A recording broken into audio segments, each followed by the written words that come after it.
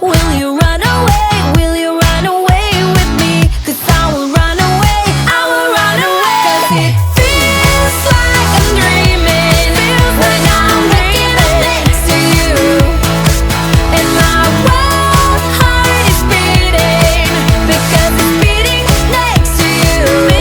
Let's find something better to hold on to, 'cause we can do anything we want to. And I can't help the feeling that I get when I'm next to you. Get when I'm next to you. From Hong Kong International Airport, nag-commute kami using the City Flyer route na A25 double-decker bus. Ito yung route A10 hanggang A23, 25, 26 yung next page. Tapos destination, yung time, tapos yung fare. Yung A21, $34.06. Yung A25, $40.08 kasi kukunti lang yung bus stops niya. Pero yung A21, mas mura kasi marami siyang dadaan ng stop. Sakay na tayo.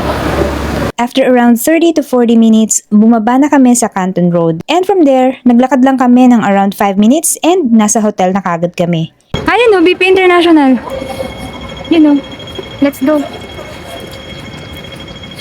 Tawid na tayo. Ito na yung hotel natin, guys.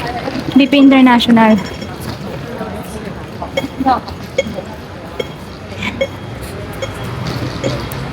Yan, pwede na tayo pumasok.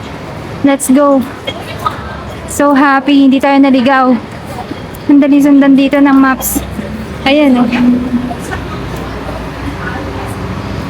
Pagdating namin sa BP International Hotel, ang unang impression ko, simple, malinis, at very accessible.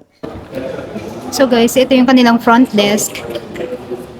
Yan. Tapos yung pinuntahan natin kanina, yun yung lobby. Tapos dito yung kanilang elevator. Ito na yung ating keycard. 23rd floor, room 2322. Wala silang hiningin deposit, guys. Ito na nga pala yung room namin, and for a Hong Kong standard, maluwag siya. 2 twin beds na to kaya kasyang-kasya na kami bilang family of 3 at may space pa para magbukas ng luggage at maglakad-lakad. Complete din sila sa mga essentials. May safety deposit box, hangers, drawers, may mini ref and mini bar. So merong coffee, tea, or me. Sa bathroom naman, complete with towels, may hot and cold shower, shampoo at shower gel. Very compact lang siya, guys, ha. Syempre, walang bidet. Standard yan dito sa sa Hong Kong na wala talagang bidet, kaya bumili kami ng sarili naming tabo, portable tabo. Guys, ito nga pala yung binili naming magic tabo. Kasi 'di ba dito sa Hong Kong walang bidet. Normal yan na walang bidet. Kung gusto niyo rin po na bumili ng ganito at dalhin while you're on a trip, lalagay ko po yung product link dito somewhere sa video. Meron ding TV. Tapos meron din dito, ito yung table.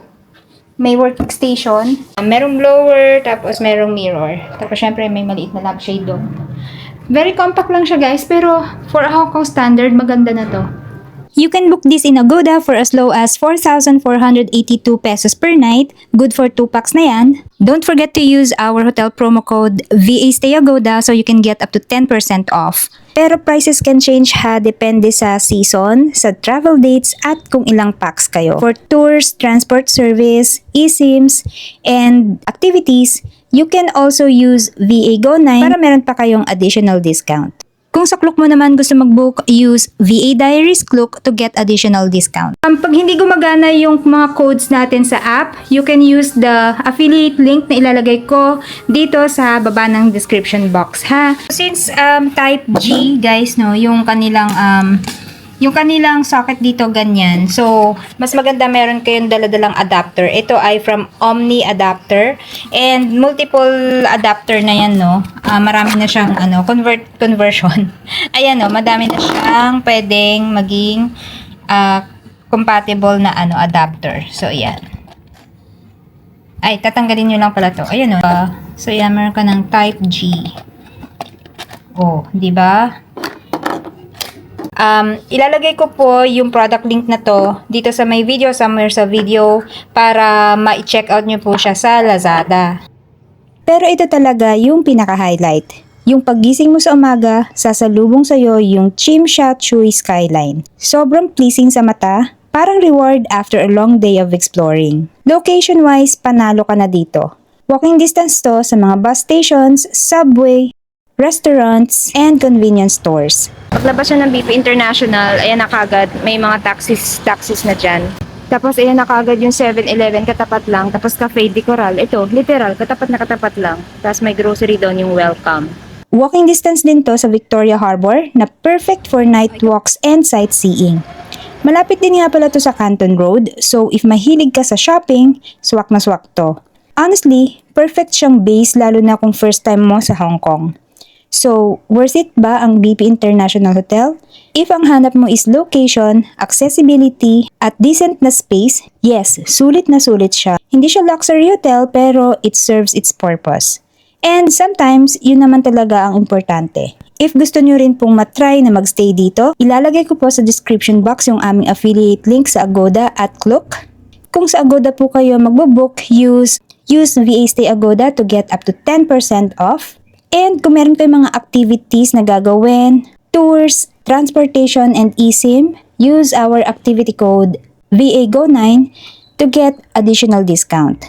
Kung sa Klook naman kayo magbo-book, use VADARIESKLOOK. Applicable po yan lahat sa hotels, activities, tours, eSIM, anything na available sa Klook.